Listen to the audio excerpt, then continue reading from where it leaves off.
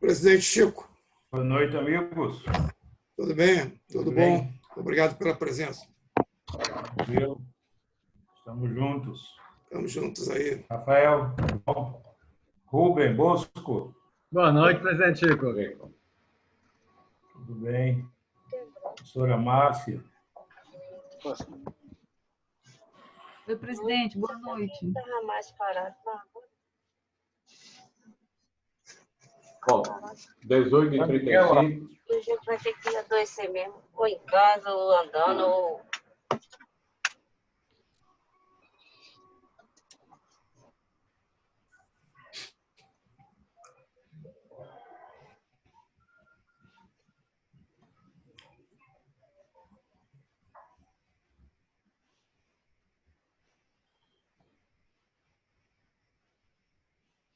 Às 18h35, vamos começando. Então, boa noite a todos que estão presentes a este primeiro webinar. Para dar início ao nosso webinar, então, nós gostaríamos de convidar o presidente do Conselho Regional de Economia da 21ª Região, o economista Celso Mangueira, para suas considerações iniciais.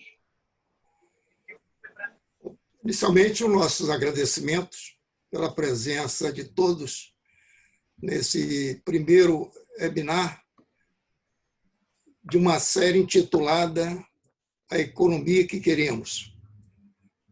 O Conselho Regional de Economia, desde março, quando começou o isolamento social, ele vem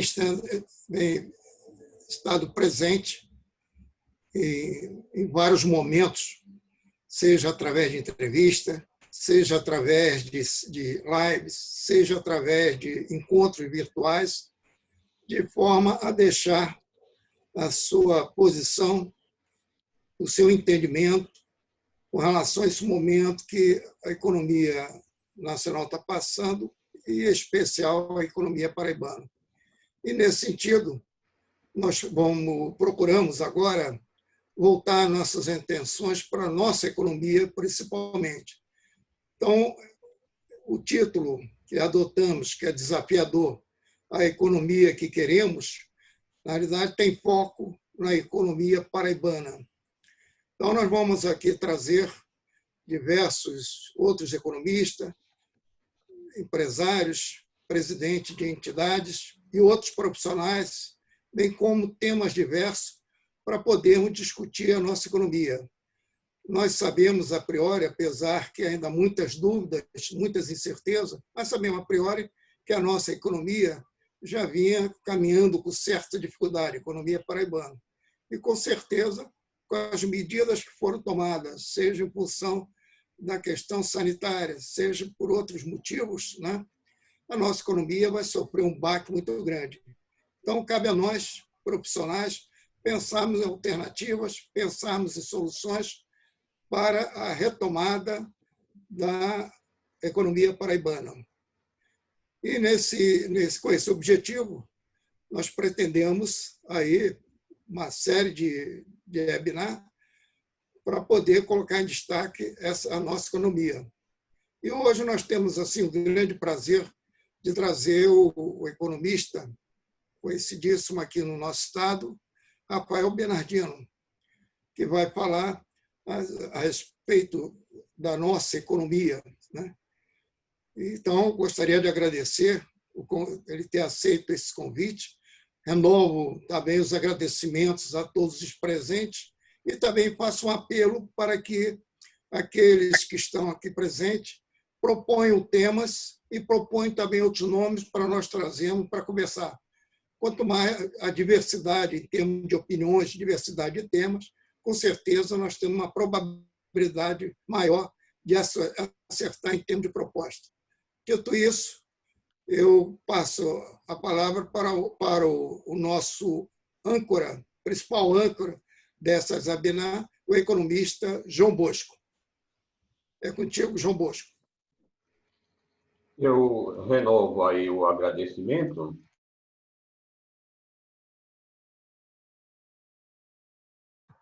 saúdo mais uma vez a todos que estão aqui conosco, em nome do Conselho de Economia.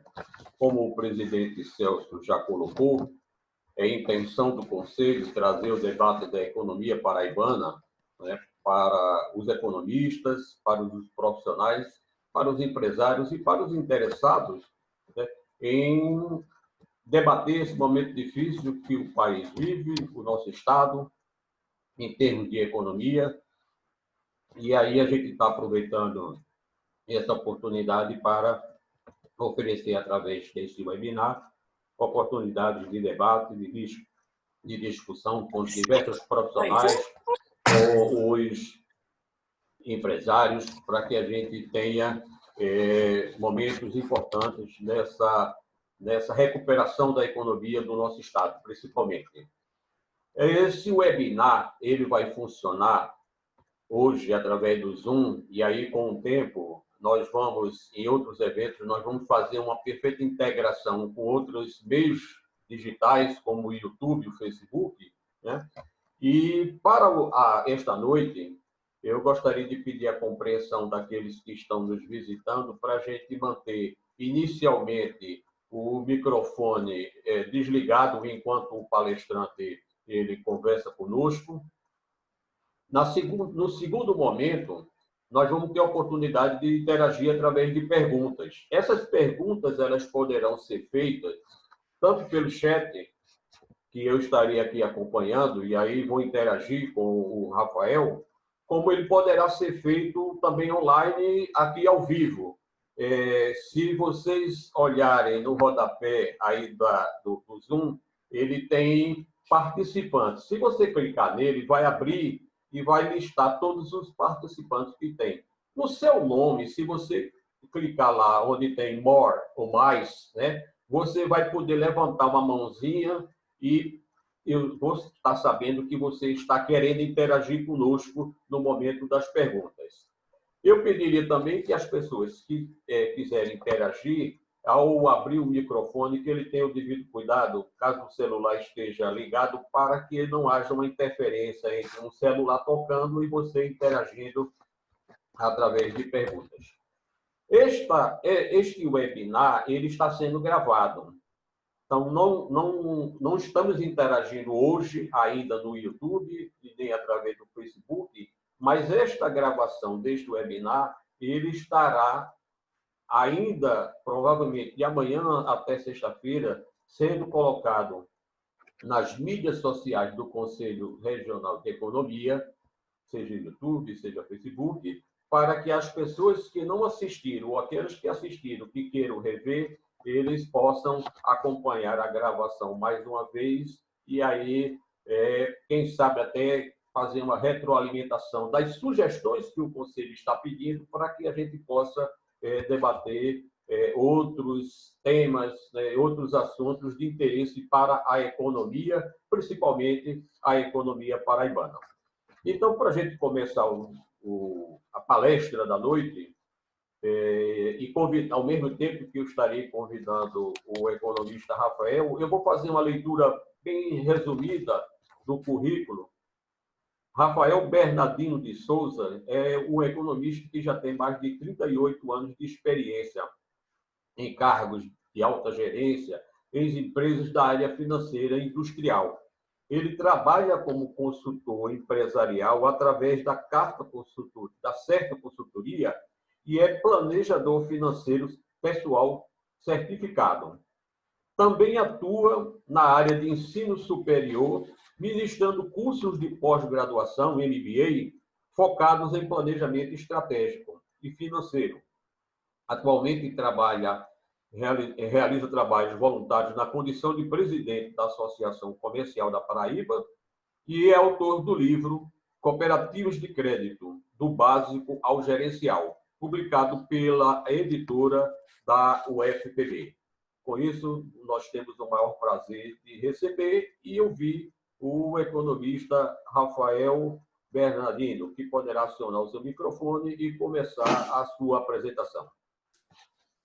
Valeu, muito obrigado, presidente Celso, muito obrigado, presidente Bosco, diretor Bosco, e boa noite a todos vocês, especial agradecimento ao César Nascimento, Cláudio Pelmonte e Jurandir, que são associados lá da nossa Ascom, e que, naturalmente, gentilmente aceitaram o nosso convite. Mas obrigado a todos vocês pela presença e espero que o que eu possa apresentar para vocês seja útil. Vou precisar usar uns slides para facilitar aqui a nossa conversa, tá certo?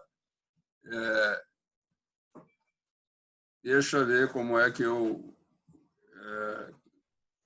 host...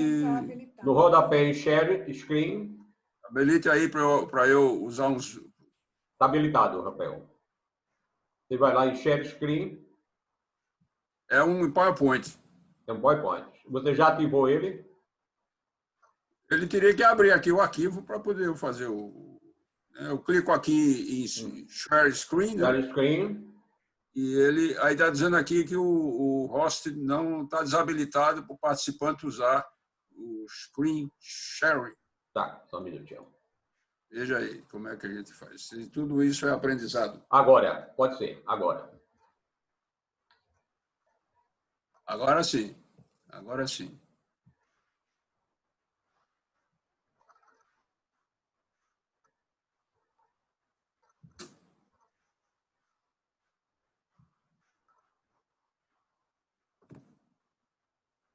Bom, o Corecon foi muito feliz, na minha opinião, no tema que escolheu para essa série de webinar, a economia que queremos.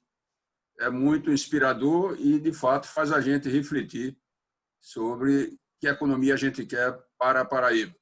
E foi em cima desse tema que eu fiz as minhas reflexões e vou apresentar para vocês algumas desses pontos para a reflexão de todos nós. Inicialmente, a gente sempre pensa que para o Estado me faz muito mal quando eu escuto, não, porque a Paraíba é Estado pobre, porque a Paraíba é Estado pobre, porque a Paraíba é Estado pobre. E quando se fala que a Paraíba é Estado pobre, que o Nordeste é uma região pobre, naturalmente só se pensa no capital financeiro. E a gente precisa saber que para desenvolver uma região, um Estado, não é só o dinheiro que conta. Por isso que eu estou iniciando com esse tema, conjugação de capitais, e é extremamente importante, que é juntar as potencialidades que a gente tem. Quando a gente consegue juntar as potencialidades com os aspectos culturais e políticos de um território ou região, a gente consegue ter uma visão sólida que vai ajudar as organizações a se comportarem melhor e a responderem a estímulos de desenvolvimento. Então, gostaria que vocês prestassem atenção exatamente a esses chamados capitais intangíveis, que são tão importantes quanto o capital físico, digamos assim. Então, a gente tem como número 1 o capital institucional, que é exatamente digamos assim, com as instituições públicas e privadas existentes na região, como é que elas se articulam. Então, isso é muito importante. Nós estamos vivendo um período de pandemia. Como presidente da Associação Comercial, estou envolvido num processo, junto com outros líderes empresariais, muito grande para tentar reabrir a economia, e a gente, ao longo desse período todo, tem uma dificuldade muito grande de conversar com os governantes, porque aqui a gente não tem... A gente poderia dizer que o capital institucional é baixo. Quer dizer, o setor público com o setor privado, aqui na cidade de João Pessoa e no estado da Paraíba, não se comunicam muito, né? Então, o capital institucional seria exatamente essa forma de comunicação e entendimento. Uma segunda forma de capital intangível é o capital humano, que aí é o estoque de conhecimento e habilidades que possuem os indivíduos da região. Então, aqui nós temos o capital humano, nós poderíamos considerar que é muito grande, é importante, é elevado, porque a gente tem universidades em grande quantidade, oferta, e a gente tem muitos doutores, a gente tem um universo de capital humano importante. Então, poderíamos dizer que o capital humano, para nós, teoricamente, ele existe e tem um grande potencial. Em seguida, a gente tem o número 3, que é o capital cívico, que é exatamente aí cada um de vocês façam aí a avaliação, o que capital cívico é esse, quer dizer, a tradição prática das políticas democráticas e confiança nas instituições. Quer dizer, como é que nós, digamos, o nosso capital cívico é forte, é fraco, é médio, como é que ele poderia ser classificado, considerando o que é o grau de confiança que as pessoas têm nas instituições. Esse é um item extremamente interessante. E a gente tem o número 4, que é o capital social, que é o que permite aos membros de uma comunidade confiar um no outro e cooperar na formação de novos grupos e realizar ações em comum. O capital social é exatamente a integração que acontece no associativismo, no cooperativismo, na confiança mútua, na formação de empresa. É muito comum, vocês já ouviram muito, encontrar pessoas que dizem: eu não quero sociedade nem com a minha mulher. E isso é um erro muito grave, porque andorinha só não faz verão.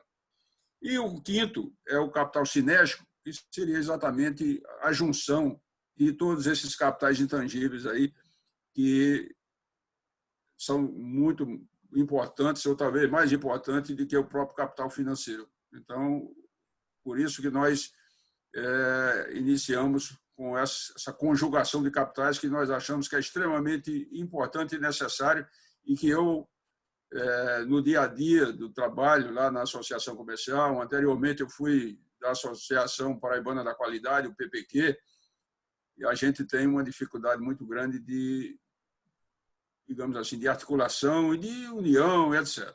Então, por isso que nós começamos com esse assunto, que serve para a reflexão de todos nós. E aqui também eu tenho um outro aspecto, né, já que o título da Paraíba, o título da nossa conversa e da série será a economia que queremos, eu andei analisando algumas coisas aqui no estado da Paraíba. Por exemplo, nós temos 56.585 km², temos 223 municípios. Pernambuco, do nosso lado, tem 98.312 km², tem 184 municípios. O Rio Grande do Norte tem 52.700 km², um pouquinho menor que a gente, mas tem 167 municípios. E o Ceará, que tem mais que o dobro, tem quase 3 vezes a nossa área, tem 184 municípios. Isso sempre é um dado que me deixa sempre questionando por que a Paraíba foi tão competente em criar novos municípios. Aí a gente avança um pouquinho nas análises, e ontem eu participei de uma reunião com a Confederação das Associações Comerciais, várias federações de associações comerciais, junto com a Confederação Nacional dos Municípios, numa campanha para doar cesta básica para município pobre.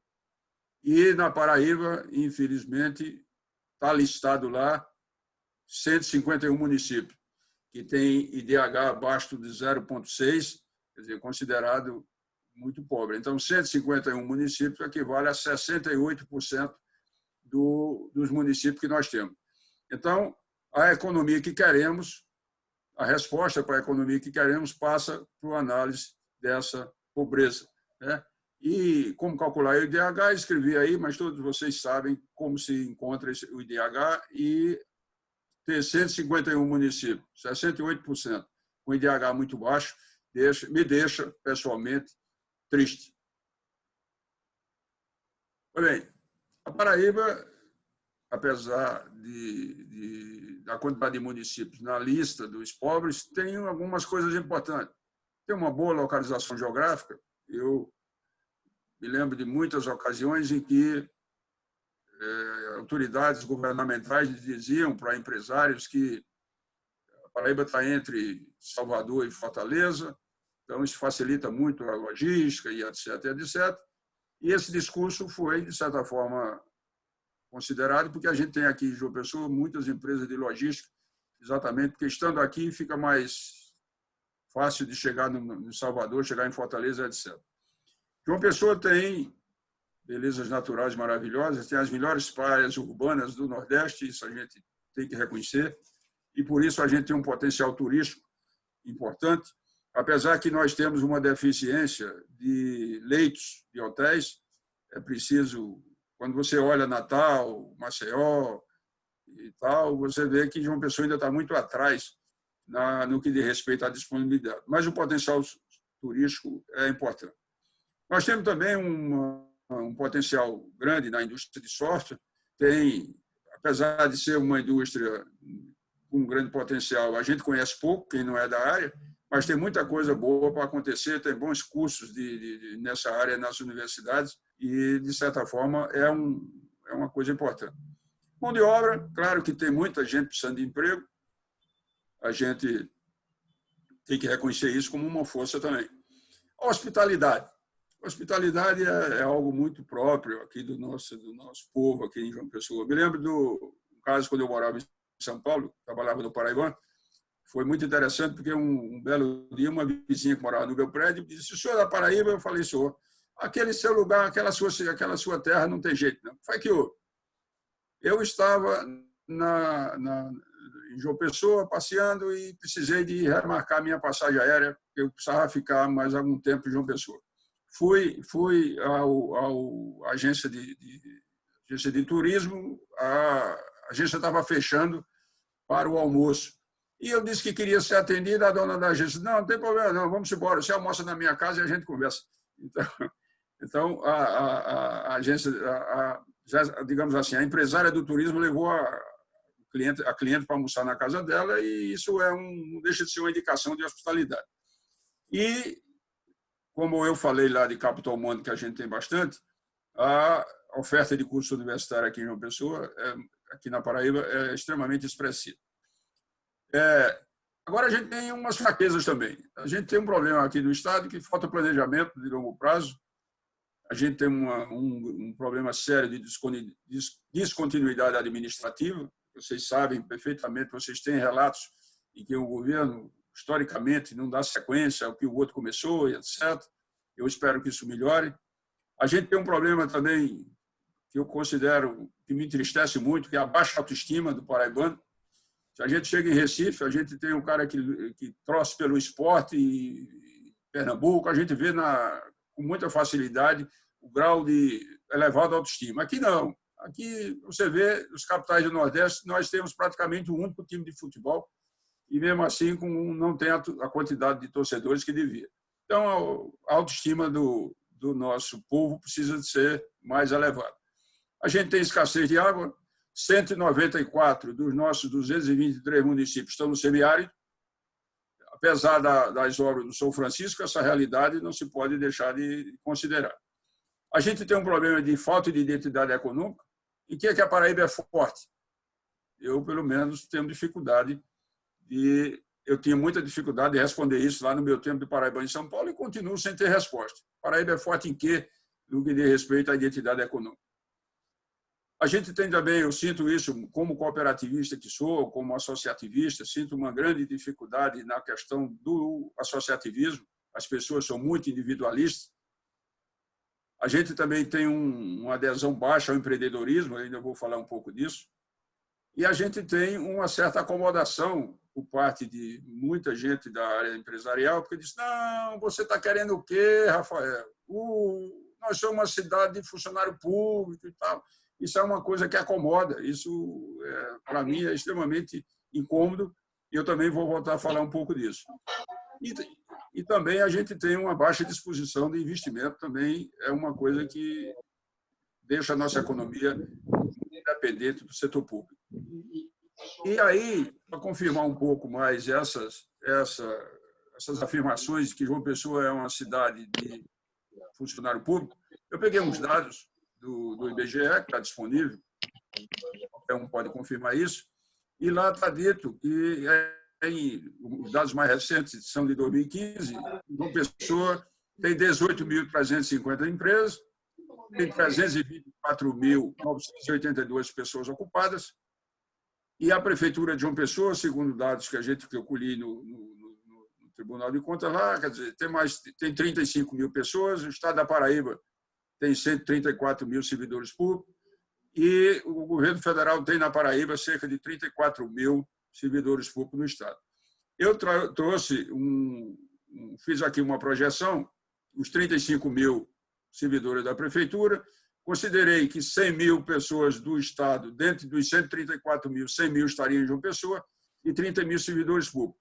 Quer dizer, a gente tem um total aí de 165 mil servidores públicos, que é menos de 50% do total de pessoas ocupadas. Então, não é verdade a gente dizer que João Pessoa é uma cidade de funcionário público. Existe uma massa de trabalhadores que não são servidores públicos. Claro que o salário médio do servidor público é um pouco maior, mas a gente tem muita gente que não é servidor público. Então, não é verdadeira a afirmação de que João Pessoa é uma cidade de funcionário público. E eu também me incomodo, porque eu acho que nós devíamos ter muito mais empresas. E aí eu peguei uns dados, também pelo IBGE, se vocês olharem lá, cidades, IBGE Cidades, João Pessoa tem no censo de 2010 723 mil pessoas, 18 mil empresas, dá um percentual de 2,57%. Florianópolis, Santa Catarina, 421 mil pessoas, 27 mil empresas, um potencial de 6,50. Cuiabá, no Mato Grosso, 551 mil pessoas, 20 mil empresas, 3,8. E Vitória, no Espírito Santo, 327 mil pessoas, 18 mil empresas, 5,72. Então, quando eu afirmo que João Pessoa é uma cidade com baixo índice de empreendedorismo, acredito que esse dado confirma isso. Precisaríamos de estimular as pessoas a investirem mais e se unirem mais para crescer. Isso aí é uma amostra do estado da Paraíba no que diz respeito ao semiárido. Vocês estão vendo um mapa do estado aí, todo o que está o branquinho aí é o que é fora do semiárido. Eu falei que tem 194 municípios dos 223 que estão no semiárido, e aí o mapa que mostra o tamanho do estado e o tamanho da área do semiárido para qualquer um poder enxergar. Essa área que não está no semiárido, isso vocês já não é novidade nenhuma isso, mas é só para efeito de confirmar a nossa reflexão. E aqui vem um slide que eu gosto muito, que é o que fará a gente refletir sobre a economia que queremos. Nós só vamos chegar na economia que queremos se nos tornarmos uns inconformados com a situação atual. É preciso que haja inconformismo para que a gente possa correr atrás do prejuízo e tentar resolver as questões. Então, aqui tem mais ou menos as características que são reveladas quando há inconformismo. Eu não vou me deter em cada um desses pontos, porque o tempo não permite. Então, é preciso que haja inconformismo. Eu vou continuar falando um pouco sobre isso a seguir. E é do inconformismo que é preciso que haja inconformismo para que haja um processo, para que nasça um processo de desenvolvimento endógeno. É um erro a gente ficar aqui pensando que a Paraíba vai gerar emprego se vier a empresa de fora para cá. Essa questão de trazer empresas, incentivo fiscal, isso é uma política que já não funciona, porque todos os estados oferecem incentivos fiscais e, por isso, a saída só acontecerá se for por paraibanos. Somos nós que temos que nos unir e somos nós que temos que, digamos assim, aumentar ainda mais o nosso grau de inconformismo para que daí a gente possa pensar sobre o que precisa ser feito. E eu vou tentar mostrar um pouquinho aqui daquilo que eu penso. E, ainda refletindo sobre isso, a gente tem aqui que o inconformismo é a atitude de não seguir o que está socialmente estabelecido. Então, não podemos aceitar que João Pessoa é uma cidade de funcionário público, não podemos aceitar a situação que está aí. Então, o inconformismo é que que deve nos levar a melhor, digamos assim, posicionamento e a melhor luta. E eu botei uma frase aqui que eu gosto muito, que é do Mário Sérgio Cortella, que diz o seguinte: faça o teu melhor na condição que você tem, enquanto você não tem condições melhores para fazer melhor ainda. Significa dizer o seguinte: não podemos ficar acomodados e não cuidar. É preciso que haja inconformismo, porque somente com ele é que a gente pode evoluir e questionar e seguir em frente.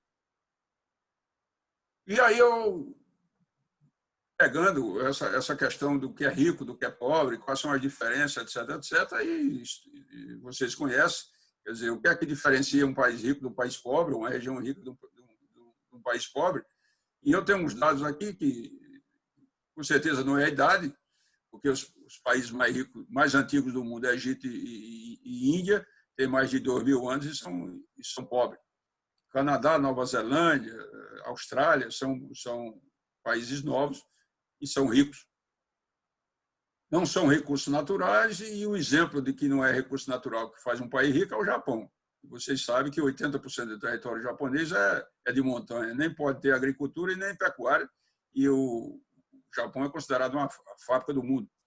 E outro exemplo da falta de recurso natural não impede o desenvolvimento é a Suíça, que produz chocolate sem ter um pé de cacau lá na Suíça.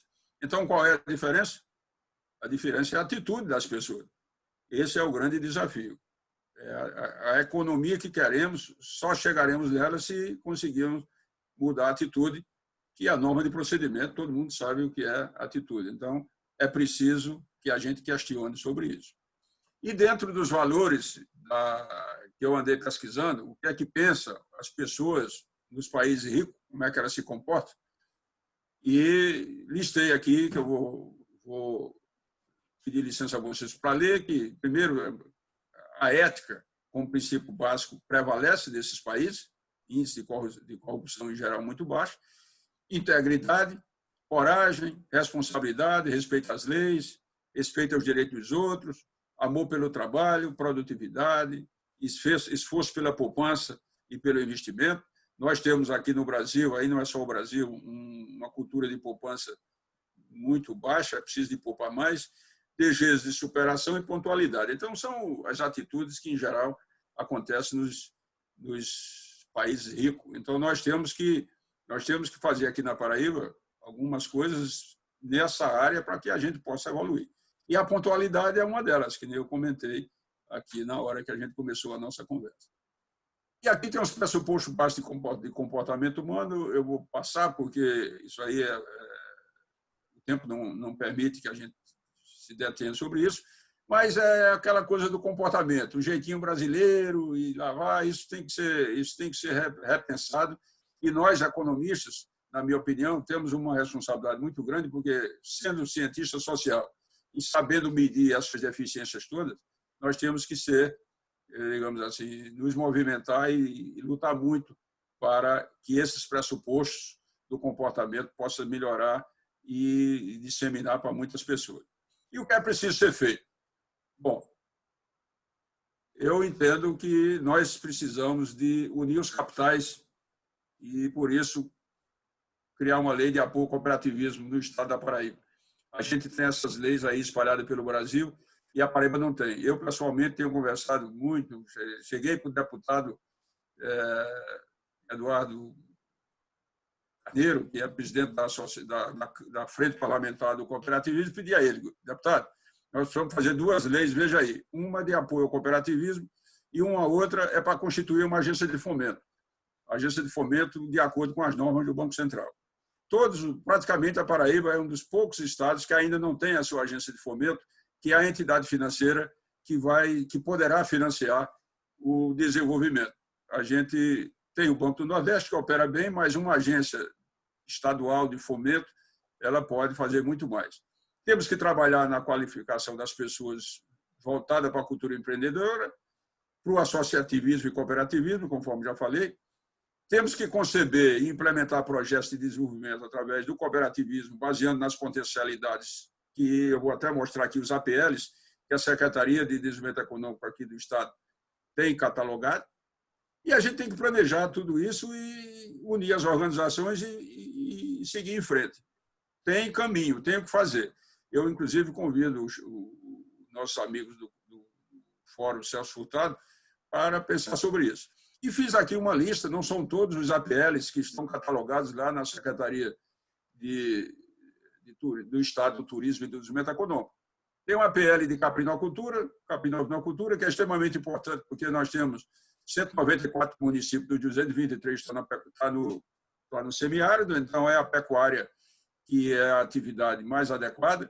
A apicultura, que é algo que pode ser desenvolvido no estado inteiro, e, uma certa ocasião, eu conversando com os árabes, falava sobre árabe, falando com os árabes sobre caprinocultura, que eles são grandes consumidores, o mercado é enorme, O árabe chegou para mim e disse: o senhor não tem mel, não? Eu digo: o senhor compraria? Ele disse: quantos navios o senhor tiver? Quer dizer, quantos navios o senhor tiver, a gente compra de mel de abelha. Aí também tem lá, ali também tem um APL de flores, que tem uma experiência boa lá no Brejo, próximo de Guarabira. O segmento de cachaça é um segmento que pode ser muito melhor. Carcinicultura, que é a criação de camarão em cativeiro, tem muito para se desenvolver também. Leite de cabra, com certeza, do mesmo jeito que a carne, é uma grande alternativa. Turismo é outro APL que tem, um segmento de gastronomia, está lá catalogado. Calçados, com certeza, a indústria de calçado pode ser... A gente escuta falar que tem calçado em Campina Grande, em Patos, etc., mas precisaria ser mais organizado. Dá para fazer confecção, artesanato tem bastante, pode crescer, e software, que eu já falei. Então, esses 11 APLs, e até mais. Lá na Secretaria de Desenvolvimento Econômico tem mais. Eu listei aqueles que eu acho que tem mais expressão e que pode ser trabalhado. E o que é que a gente precisa fazer? E por que uma política de apoio ao cooperativismo? Porque, através do cooperativismo, a gente pode criar empresas cooperativas, a exemplo do que a gente tem no sul do Brasil, especialmente no Paraná, que são verdadeiras, digamos assim, máquinas de gerar emprego e gerar produção. Então, nós temos que caminhar nesse sentido. E o cooperativismo, não vou me deter nisso, que o tempo está bem curto, mas o cooperativismo é capaz de fortalecer a mentalidade empreendedora, une força, une pouco capital de um. Quando você junta todos os poucos capitais, você faz um grande capital.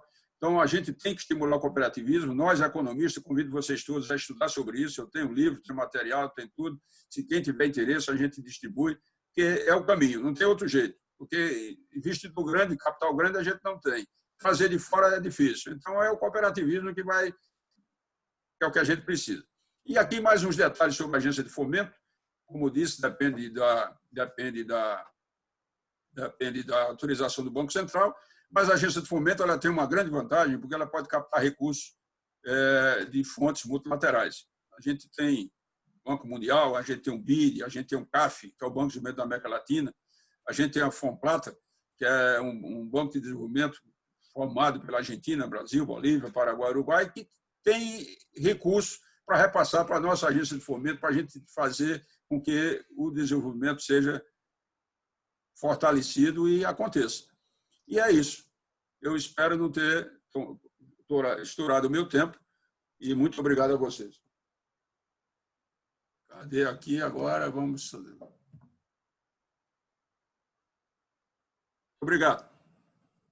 Agradeço, em nome do Conselho de Economia, ao economista Rafael Bernardino. Aqueles que chegaram posteriormente, lembrando aí que o Conselho Regional de Economia está promovendo, a partir de hoje, o webinar. Prioritariamente, nós vamos fazer esses encontros às quartas-feiras, às 18h30, sempre convidando um economista, um empresário ou um profissional que possa contribuir com esse debate nesse tema tão importante que é a economia que queremos. E conforme eu disse no início da abertura, agora nós vamos ter um momento que a gente vai interagir com o Rafael e aqueles que quiserem fazer suas ponderações ou perguntas, basta só abrir o microfone e se dirigir ao palestrante para as suas observações. Vou iniciar. Está me ouvindo? Positivo, Celso. Bom, só retomando ali os pontos dos arranjos produtivos e também daquele exemplo da Suíça de fazer o melhor cacau sem ter um pé sem ter nenhuma plantação de cacau. Há outros exemplos, cápsula de café sem produzir, sem também não ter nenhuma cultura de café. Mas nós temos aqui um exemplo também assim muito próximo, talvez não chegue a esse nível, mas muito próximo, quando se fala de APL, de arranjo produtivo, na área de calçado e afins, nós temos o exemplo da alpargata.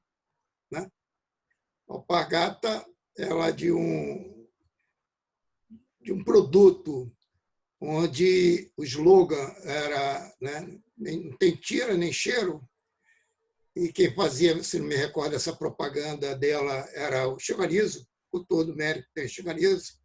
Depois ela se reposicionou o produto e transformou um produto que é grife, né? E onde os seus representantes publicitários é a nossa grande modelo, Gisele, né? Agora, o que acontece? Você também falou a respeito da questão cursos, né? Oferta de cursos universitários, que coloca no mercado grande número de universitários, pós-graduados e doutorados, mas o nosso mercado não consegue absorver esses talentos. Consequentemente, eles são aqui preparados e vão prestar serviço fora aqui do Estado. E, com isso, os grandes talentos nossos, que poderiam ser, assim, contribuir para desenvolvimento de produtos diferenciados, cria esse ato, né?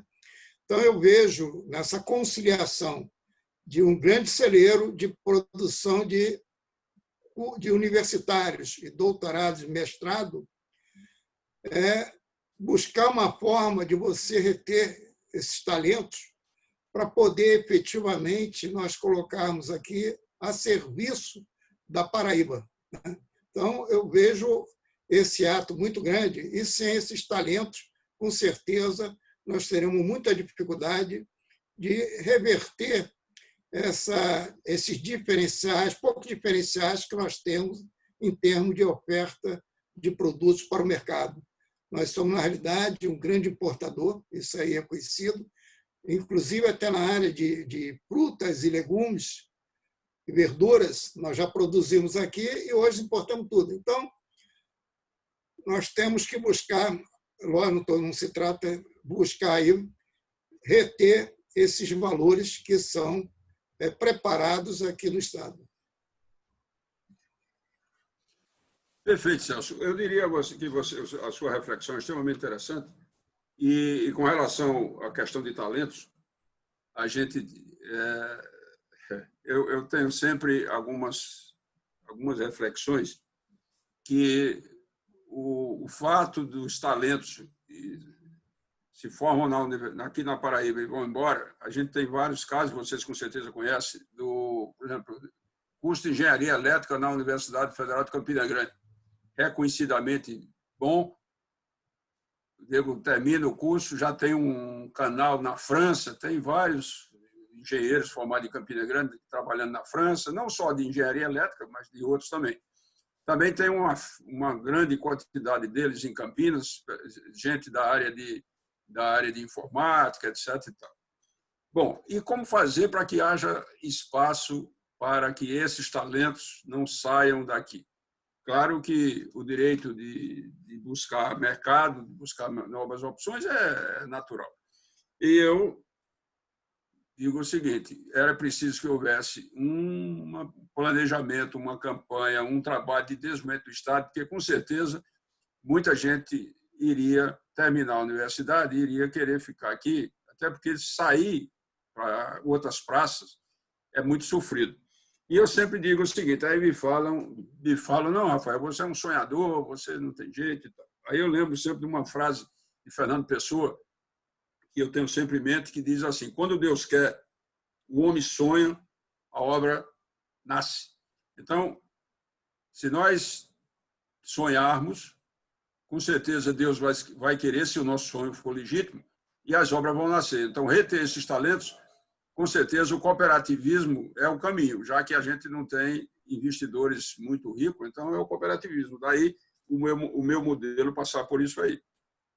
Não sei se consegui completar o teu raciocínio, Celso, mas a Alpargatas, a propósito, é uma grande empresa.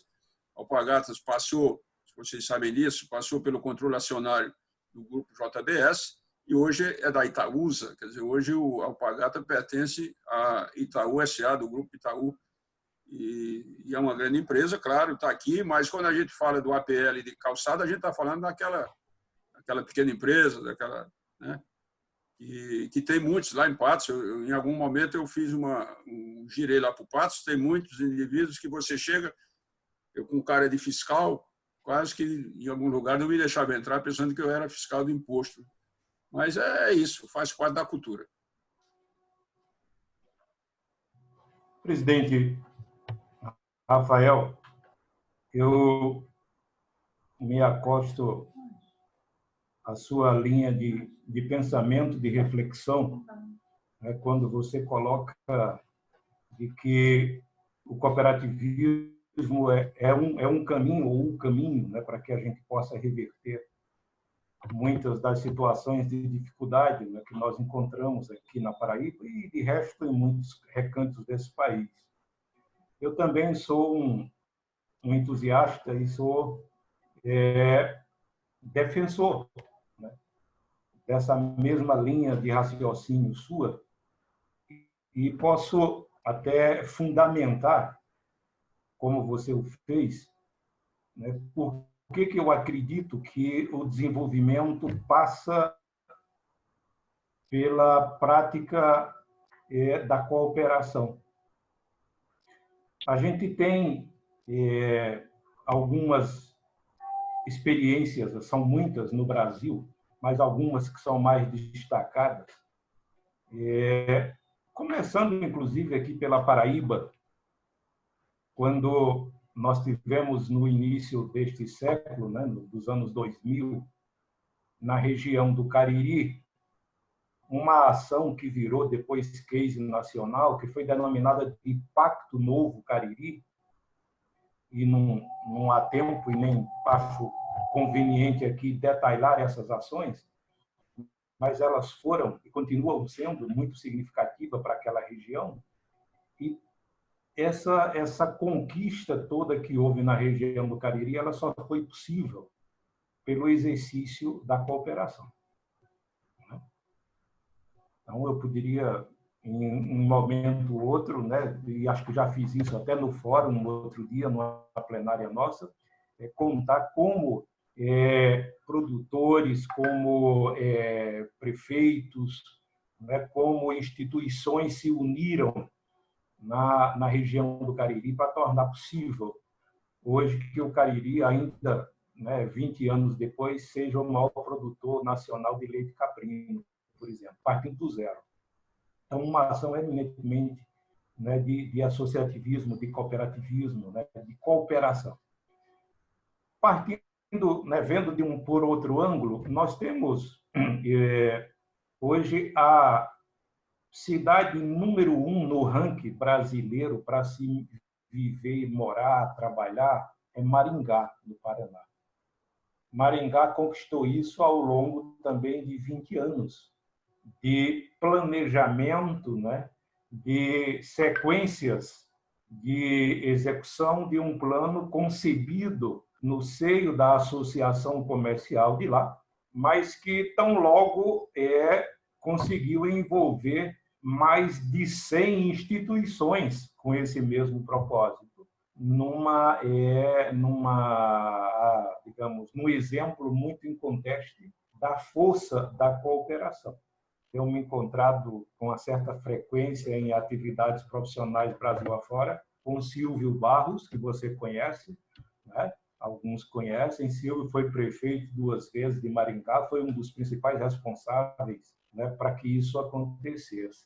Maringá tivesse esse upgrade e fosse hoje a melhor cidade brasileira no ranking, né, para viver, morar, trabalhar, enfim. Por outro lado, e aí eu puxo para uma dimensão mais territorial, nós temos o exemplo da Serra Gaúcha, que é hoje, né, onde o Brasil concentra, né, recebe o maior fluxo de turista, né, na Serra Gaúcha, ancorado por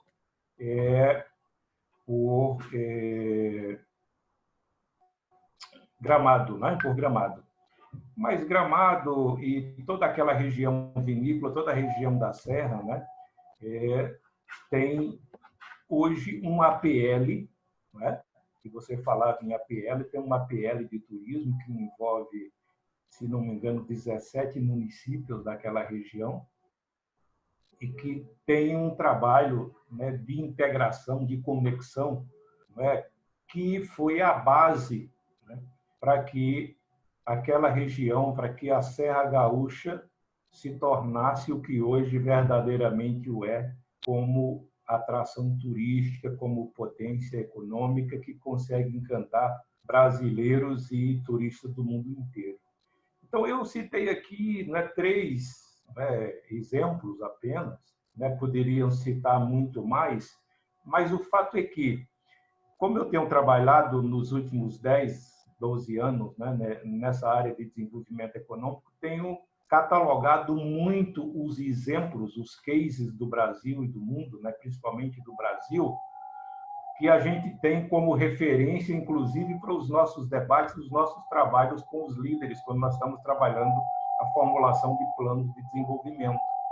E todos eles, Rafael, né, Celso, Bosco, os amigos que estão aqui participando da webinar, todos eles, sem exceção, tiveram e têm a base de todas as conquistas na ação, né, de cooperação. Daí, eu, com isso, Rafael, justifico, né, porque né, me acosto à sua crença, né, de que precisamos, sim, em termos de Paraíba, né, nos conscientizarmos mais e mais, né, e uma vez conscientizados, atuarmos sobre esse diapasão. O Fórum tem esse propósito e nós acreditamos que algo, né, ele haverá de fazer nessa direção. Aproveitando, antes do Rafael fazer alguma consideração, e ao mesmo tempo gostaria de citar aqui a presença do Daniel Aran, ele pediu, Rafael, se pudesse a gente disponibilizar a transparência, o PowerPoint, né? Porque ele elogiou bastante a forma como foi apresentada e se mostrou interessado aí em ter acesso a esta apresentação. Presença aqui também do economista Paulo Galvão, que entrou já depois de iniciado, mas que está aqui conosco, o Débora Almeida, Rubi Castedo, Rodrigo. E aí, durante a conversa aqui, eu vou citando outros que estão aqui conosco.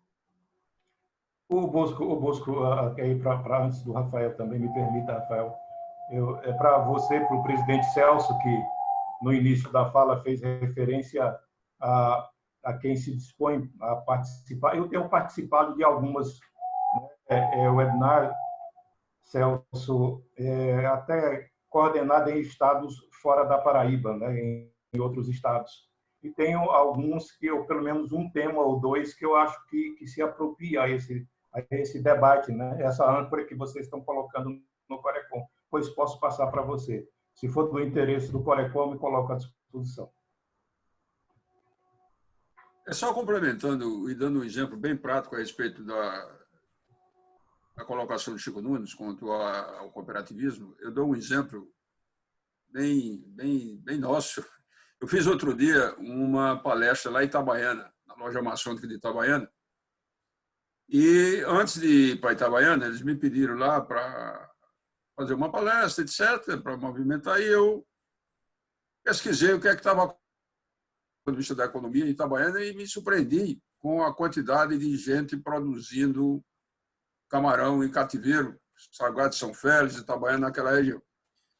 E, para satisfação nossa, cheguei na loja maçônica lá, entre alguns participantes, tinha um tradicional e talvez até pioneiro criador de camarão, que iniciou lá a produção. E eu, já na minha palestra, eu tinha incluído a sugestão para o cooperativismo, né, e sugerindo lá para eles uma cooperativa para beneficiar o camarão.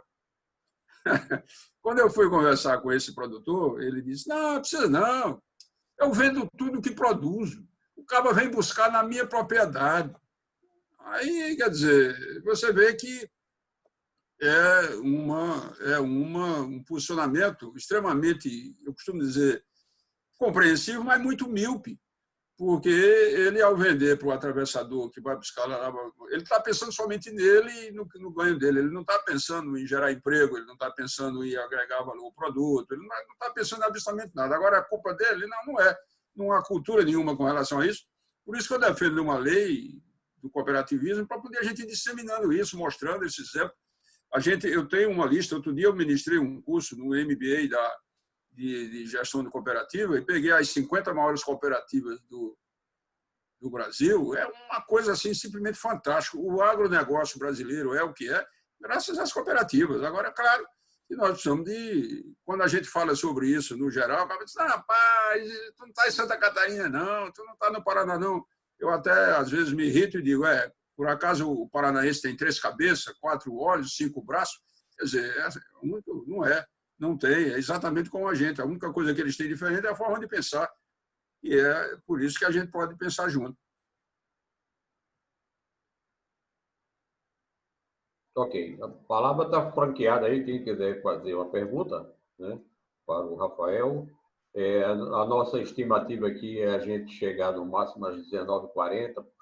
Começamos um pouco, né, atrasado, mas para manter o padrão aí de 1h, 1h10 de webinar, né, então a gente chega até 1h40.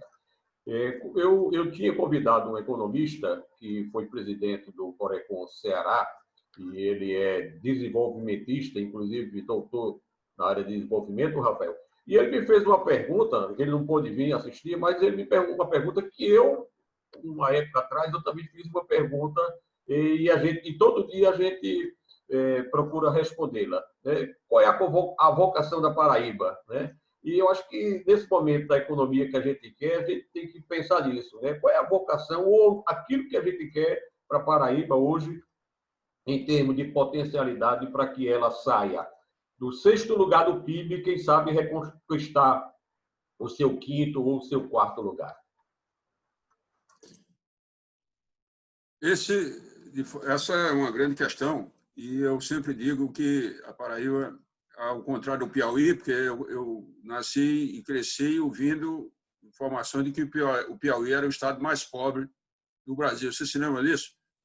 Só que o Piauí tem a região sul do Piauí, Vale do Gurgueia e etc., que o Piauí se aliou, por ser próximo do Tocantins, Maranhão, etc., criaram o Matopiba. Hoje o sul do Piauí tem uma produção de soja, de milho, de algodão, uma coisa mais linda do mundo, e o Piauí já está anos-luz na nossa frente. Nós não temos, digamos, a gente tem 194 dos 223 municípios no semiárido, e aí a chance da gente ter produção de soja expressiva aqui é muito remota. Então, a vocação econômica da Paraíba nós temos que descobrir. Eu listei esses 11 APLs, porque, na realidade, nós vamos ter que ser diversificados, fortes em cada um deles, e não precisa ir muito longe, basta a gente ver ali a região de Santa Cruz de Capibaribe, Toritama, etc., com confecção, que ali não tem desemprego, ali não tem dificuldade. Ali tem muito dinheiro e muito movimento, e, de certa forma, a Paraíba até pega um pouco de carona naquilo ali, porque tem muitos municípios lá que se dividem com Pernambuco, que, de certa forma, tem as facções trabalhando lá. Mas a vocação econômica da Paraíba a gente tem que construir. Realmente, caprinocultura, produção de carne e de leite, poderia ser. Nós já levantamos uns troféus aí, que nem o Chico Nunes falou, de produção de leite e tal, só que isso precisa ser melhor articulado. E a produção precisa ser muito maior. Mas essa vocação, de fato, na minha opinião, a gente vai continuar sem ter a resposta. Ok. Estamos aqui também com a presença de Márcia Paixão, economista, Cláudio Piemonte, o Thales, gerente do Conselho, Nádia, Cleontoni, Sérgio Martins e Jurandir, e nosso querido economista Rubem Castedo. Tá aí, estamos à disposição aí, o Sodilane, né, que está aqui assistindo conosco também. Quem quiser fazer alguma pergunta para o Rafael, estamos caminhando aí para os outros momentos. No chat aqui, deixa eu ver aqui a colocação que foi feita para Daniel Aran. O uso dos empréstimos das agências multilaterais, BM ou BID, são perfeitas, mas há um grande problema, a burocracia da Secretaria do Tesouro Nacional, o STN. O governo da Paraíba tem 2 projetos aceitos pelos organismos de financiamento há 2 anos. Um para a Secretaria Estadual de Saúde, 45 milhões de dólares, a MAR, e outro, recursos hídricos, de 15 milhões de dólares. O governo da Paraíba tem capacidade de endividamento, mas o índice de recurso humano está um pouco acima. O índice de recursos humanos está um pouco acima. Portanto, o governo federal não deixa assinar os empréstimos. Os dois projetos estão focados em aspectos chaves e necessários para o desenvolvimento do governo. Hoje temos o risco de perder o benefício se esses empréstimos, porque o governo federal não assina as garantias. Rafael, é com você. A observação está correta, mas uma coisa é operações de crédito, de financiamento, quando o governo é o tomador. Outra coisa é repasse para instituições financeiras. Então, se nós tivermos uma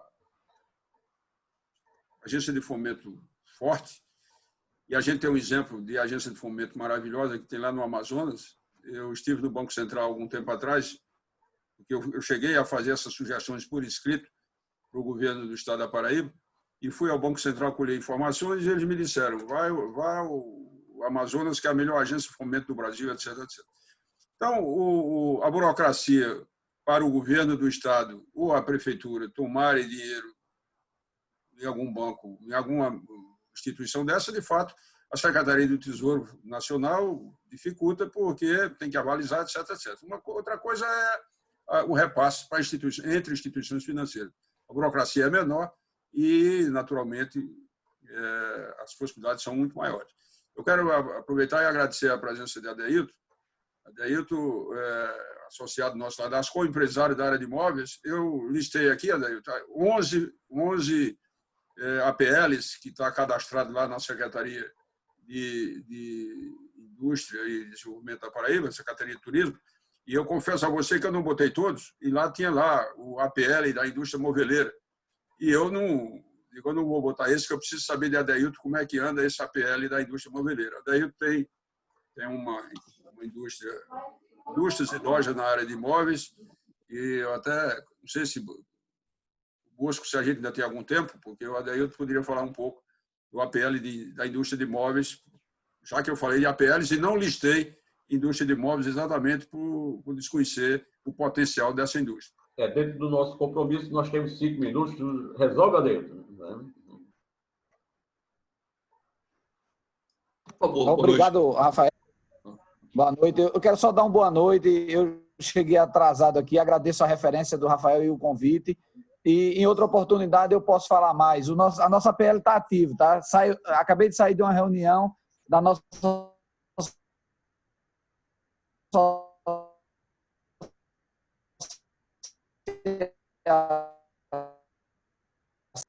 o Chico Nunes aí já contribuiu conosco também nesse trabalho. É um prazer.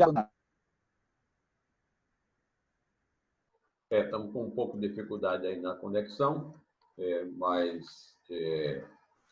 Então, ainda franquio aí para alguma pergunta, senão a gente parte para as considerações. Professora Márcia pediu a palavra. Márcia, professora Márcia. Certo. Boa noite a todos, os demais que chegaram na sala após a minha chegada. Primeiramente, eu parabenizo o presidente Rafael Bernardino, né, da Ascom, por sua valiosa contribuição e, como disse Daniel, o Corecom foi muito feliz em escolher o presidente Rafael para começar essa série de webinars, porque enquanto ele falava, eu me senti muito inspirada, que eu já sou, né, quem me conhece sabe disso, mas eu tive a confirmação de que eu estou no caminho certo, no sentido de fato, ser inconformada. Então, ele toca nesse ponto de que o inconformismo é necessário, e eu concordo porque, ainda que a ação individual seja pequena, mas certamente ela gerará frutos. E aí, uma coisa que me deixou bastante satisfeita foi quando ele foi lá para aquela lâmina, onde ele listou um conjunto de valores que ele identificou que são comuns aos países desenvolvidos. E a minha felicidade vai no seguinte sentido: eu sou professora da UFPB desde 2011.2, então 1 ano fiquei ausente, então eu contei aqui para falar para vocês. Eu tenho 7 anos de atuação lá como docente. Por semestre passam por mim cerca de 60 a 80 alunos, e eu falo com convicção de que o nosso problema não é comportamento individual, porque quando o presidente coloca lá aquela lista de valores, o presidente Rafael, ele começa ali falando sobre a questão da ética no seu comportamento, na sua atuação pessoal e profissional, e como último ponto ele coloca lá a pontualidade. Vou citar esses dois porque não anotei os demais, mas eu sei que eu me identifiquei com todos, no sentido de que esse conjunto de alunos que passam por mim semestralmente, eles apresentam aqueles valores. E eu convivo com eles aí por cerca de 3, 4 meses, não diariamente, mas podemos dizer que a relação é diária, porque senão na sala de aula pelos corredores, por outras atividades. Então, nós, paraibanos e brasileiros, nós apresentamos aquele conjunto de valores. Aí, qual é a reflexão que eu faço? A nossa fraqueza está justamente no capital institucional, como o presidente Rafael também colocou. Então, o capital humano existe, o problema é o comportamento institucional. Que aí a gente cai não no problema paraibano, mas, na minha avaliação aqui, sem dados, claro, mas intuitivamente a gente reconhece isso, esse nosso comportamento, né, de que a gente se acomoda em relação ao setor público. O setor público também, justamente, não apresenta esse comportamento de planejamento pensando no longo prazo. Aí a gente vê, então, como estou tocando em aspectos que o presidente Rafael colocou, a descontinuidade administrativa, cada governo que vem, nos vários níveis de poder, desfaz o que o outro fez, no mínimo dá continuidade a algumas agendas, mas em geral o que a gente vê é descontinuar mesmo, inclusive trocar a equipe, que esse eu acho que é a maior perda que a gente tem, porque quando as agendas são importantes, você troca a equipe, quebra, né, tudo que foi planejado antes e a gente volta praticamente para a estaca zero. E o próprio comportamento não cooperativo dentro do setor público. A gente vê isso prevalecendo. Os nossos gestores públicos estão lá atuando, mas priorizando seu interesse individual. Aí, de fato, essa é uma fraqueza, mas aí também não deixa de ser algo que acalenta, no sentido de que não é só nosso paraibano, é uma questão nacional, né? E, ao mesmo tempo, é bom que a gente tenha em mente que a nossa população ela é rica, sim, em valores, como esses que o presidente citou. E o que, então, é mais um incentivo para nós continuarmos, cada um aqui, com o nosso poder de influência, né? Porque, afinal, nós, pela experiência que acumulamos, pela formação que temos, a gente pode influenciar esses jovens que estão aí se formando e acreditar que, com o tempo, a gente vai melhorar a taxas mais altas, né? Porque o progresso ele ocorre em uma medida ou outra, mas que, claro, a gente cresça num ritmo mais acelerado, seja materialmente, culturalmente, ambientalmente, socialmente. Então, é isso, presidente Rafael. Durante toda a sua apresentação, eu fiquei bem satisfeita pelo fato de que este evento está sendo gravado, porque o nosso quórum aqui hoje está pequeno, até porque também o nosso tempo de divulgação do evento foi curto, mas que bom que está gravado e que bom que você vai disponibilizar seus slides, porque, de fato, foi uma exposição riquíssima. Obrigada. Bom, Rafael, quer fazer alguma consideração?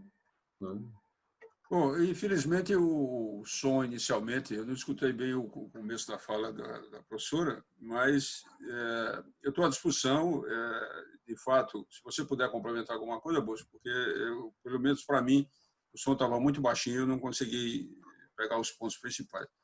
Mas a questão do desafio de reter os alunos aqui, de fato, é um projeto, digamos assim, é um problema de planejamento e de criar alternativas, e a gente, com certeza, terá. Pegando os 11 APLs, se a gente for desenvolver esses 11 APLs, mais o 12º, que é o da indústria moveleira, a gente pode fazer muita coisa e reter vários desses alunos, sem dúvida nenhuma. Então, a questão de o sujeito termina o curso de graduação e olha para um lado, olha para o outro, vai fazer o quê? Vai-se embora, infelizmente. Bom, como este é o primeiro webinar, e a professora Márcia colocou bem, a gente tentou fazer uma divulgação, foi vamos dizer assim, uma decisão da gente botar o projeto na rua, de fazer o webinar. Acredito que outros nós conseguiremos trabalhar de uma forma melhor. E para a gente encerrar, e é o primeiro webinar, então eu vou permitir novamente, e aí eu gostaria de convidar o nosso presidente Celso Mangueira, do Corecon, né, para fazer o encerramento e fazer as suas considerações, convidando, inclusive, para as próximas etapas. Bom, cumprimentar a todos, agradecer a presença, cumprimentar o economista Rafael Bernardino pela excelente exposição. Eu acho que conteúdo muito forte, muito positivo. O tempo é curto para efetivamente você conseguir abordar todos os aspectos relativos às necessidades, os pontos fortes e fracos da nossa economia, mas de forma muito hábil conseguiu trazer para nós informações que podem ser gradativamente trabalhadas. Gostaria de agradecer ao presidente Chico, inclusive a sua sugestão já está acatada. Vamos trabalhar a sua proposta para que possamos aí gradativamente trazer a participação de outros nomes, né, sejam aqui da Paraíba ou de fora da Paraíba. Então já está comprada a sua proposta. Tá? Agradecer a professora Márcia, que é o nosso economista do ano 2019, Paulo Galvão, prazer em revê-lo, né? E tantos outros, Delmo, que foi conselheiro lá do Corecon, e outros que estiveram presentes. Né? Então, para nós foi assim, uma experiência, como já se colocou, nós decidimos e vamos fazer, né? Então, e apesar da quantidade, mas na realidade isso tem às vezes pouco valor quando se pensa em qualidade. Eu tenho certeza que os que tiveram aqui em termos, né, são pessoas de alta qualidade. Consequentemente, o nosso primeiro webinar ele tem assim um peso muito positivo. Então, fica aqui os agradecimentos. O economista Paulo gostaria de se manifestar? Eu sei que foi muito rápido as palavras do estimado Rafael Bernardino. Tivemos aqui 11 participantes, mais ou menos, e eu gostei muito de falar do turismo. Então, turismo é a minha área. Então, o próximo... 32 estão no IDH médio na Paraíba. IDH médio, 72. 151 no IDH baixo. Não tem nenhum IDH muito alto. Nenhum. Se você estudar o turismo a nível mundial, os países que estão IDH muito alto, top no turismo. Mas o turismo, esse ano, foi o setor mais afetado do Covid-19. E vai ser o último a se recuperar. E nós aqui também vamos sofrer bastante. Então, vamos... Aí eu pergunto ao estimado Rafael, a questão tributária, dá para a gente sobreviver com 92 tributos? Quais são as empresas capazes de sobreviver? Quais são as famílias capazes de sobreviver com 92 tributos? Mas vamos agendar contigo um próximo sobre o turismo. Eita. Então, tá certo. Eita, vai faltar turismo. Okay. Então, mas aí, concluindo esse primeiro, com certeza histórico, a ideia é fazer uma série, porque a Paraíba que queremos vai exigir muitas reflexões, com certeza, muito debate e muitas contribuições, né, para podermos efetivamente chegarmos àquele ponto em que todos gostaríamos. Tá? Então, fica aqui o nosso agradecimento e uma boa noite de coração. Parabéns, Rafael. Então, boa noite a todos, Rafael. Parabéns, Rafael.